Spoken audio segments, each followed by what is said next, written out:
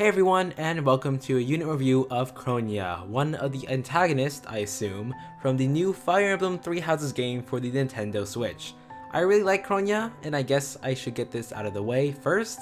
Haha, hey look, it's a clown Peri! The Peri that's just like a clown!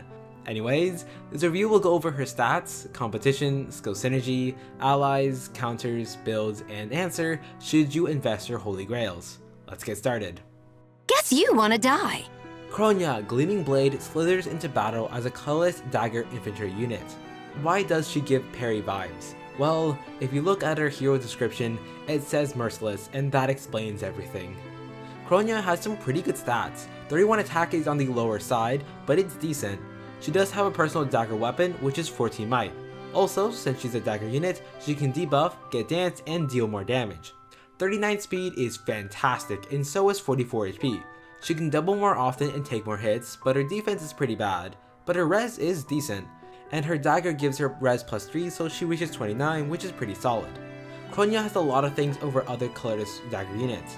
Higher BST, high attack compared to launch units, and most of all, she has 3 tails. That last one is very important. For comparison, let's take a look at Legault, the Hurricane. Their stats are very similar. He's probably the best comparison because there isn't anyone else who is similar enough. Same attack stat, but Kronya has a higher might dagger, Kronya has much better res, plus her weapon gives her more. So there's a pretty big gap between them. And to show you this new generation of units, here's a BST comparison. Before Kronya, New Year's Takumi had the highest BST for colorless dagger infantry units, and the difference between them is pretty big. Of course, there are dragon flowers, but still, that's a big jump. And it takes a while to get enough dragon flowers. Hopefully they make it easier, but until then, Kronya will have the highest BST out of all colorless dagger infantry units. Now for skill synergy. Kronya is kind of lagging, but that doesn't make her bad. While she lacks synergy, she makes it up with versatility, a dual phase, and a really good dagger. Kronya has I'm not sure what the proper pronunciation is, but I looked it up and it said Althame, so I'm gonna be saying Althame. Kronya has the Althame. It grants res plus 3, which is pretty good. Having more res to tank magical hits is always a good thing since she's a ranged unit. She'll be facing a lot of other ranged units. So now to the main effect, an effect that is very good and is one of the reasons why I highly regard Kronya as a unit. At the start of combat, if the foe's HP is less than 100%, Kronya gets plus 5 attack and speed. That's pretty good. She can deal more damage, so if you were concerned for a 31 attack, this will ease your concerns. And that extra speed will help her double foes and prevent being doubled. The speed is very important because it works with her B skill, Desperation. She can only make her follow up before the foe's counter if she doubles, and with Althame, she can do that. The other effect is aside from getting plus 5 attack and speed, she also gets advantage effect. The requirement is still the same, the foe has to be below 100% HP. This is fantastic because Kronya gets plus 5 attack and that can help her finish the foe trying to attack her. Best of all, Kronya doesn't have to be damaged to get the advantage effect. The foe has to be below 100% HP, not Kronya, and the longer Kronya can stay on the battlefield, the better. Dagger units are known for their debuffs, so she'll be a great ally, and she can be a strong unit to take down the foes with her dagger. The best part of Kronya is that the plus 5 attack and speed is not phase locked, it's all dependent on the foe, and that's amazing because Kronya can run dual phase. In the player phase, she has Desperation, amazing base speed for doubles, and the attack speed buff. In the enemy phase, she has Vantage, the attack buff, and an open A slot for skills like Fierce Stance, Close Counter, and more. Her versatility is incredible. She might give you clown vibes, but don't clowns have multiple talents? This joke sounded better in my head. For everything else, Luna is pretty good on her. High defense units, even with her attack buffs, she's still going to struggle against them. Luna can help her with that. Distant Guard is a pretty nice skill. It's not amazing, but it's not bad. If you're looking for a cool support skill, then Distant Guard has your back. It's best on units who will be paired out with tanks, distant counter units, and ranged units. An example would be Picnic Lucas, or if you're looking for someone's free to play, then Xander and Camus can work. They're not at the top of the tier list anymore, but they're still alright.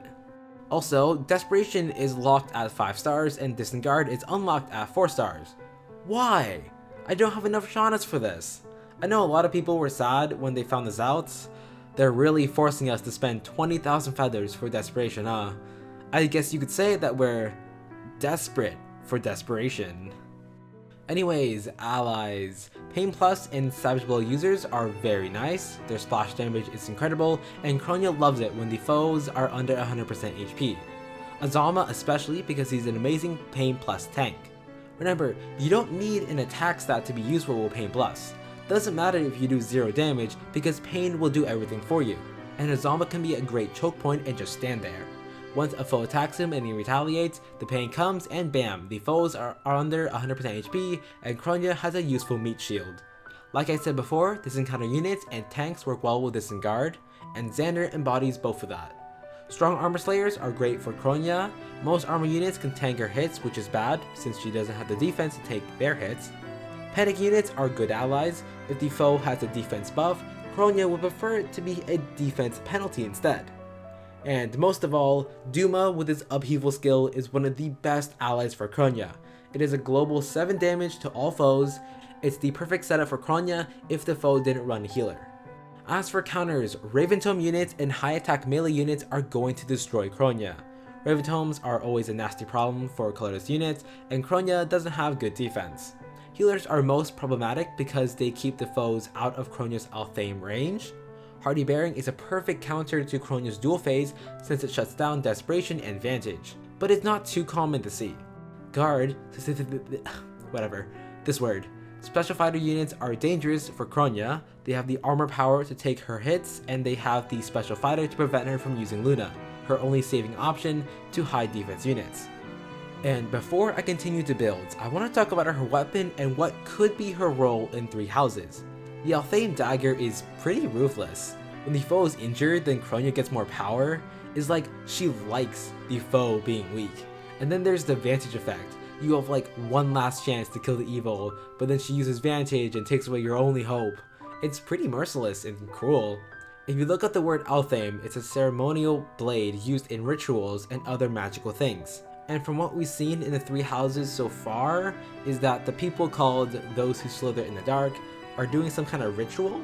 So it's gonna be interesting to see what happens. My guess is that she might be a sacrifice, but who knows. Now, back to heroes. First build, Angry and Cruel. Kronya does value multiple stats like her attack, speed, and res, and that's why Fury is a great option for her. It's cheap and Fury synergizes with Desperation and Brazen attack speed. Best of all, Fury only changes the stats and isn't phase locked, and neither is Brazen. It's relatively simple and doesn't change Kronya's playstyle. If you want, you can swap out Luna for Iceberg. Second build, The Edge of Death. If you're willing to throw away her res, then Life and Death will be there for you. And with Brazen attack speed and Althame's stat bonus, Kronya will be able to reach 62 attack and 56 speed. That 62 attack is perfect for using Glimmer.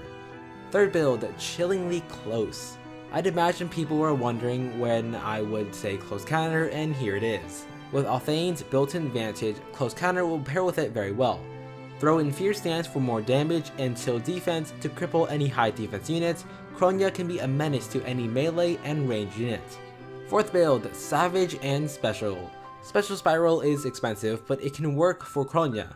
Once she gets the spiral going, it can be devastating. When Moonbow is used, Savage Blow will damage the surrounding foes. Special Spiral will make Moonbow ready to proc, and then Close Counter will let Kronya take any melee and ranged units. And she'll be ready because she's already used Savage Blow on them. The only problem with this is Dancers and Cavalry units, so be careful with them. Fifth build, Orange. You see, Fierce Stance is pretty orange and so is her hair.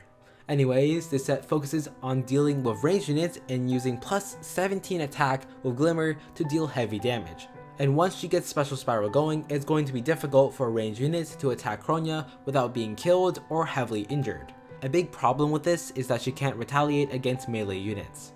Sixth build, A Quick Death. Concerned if Kronya will do enough damage?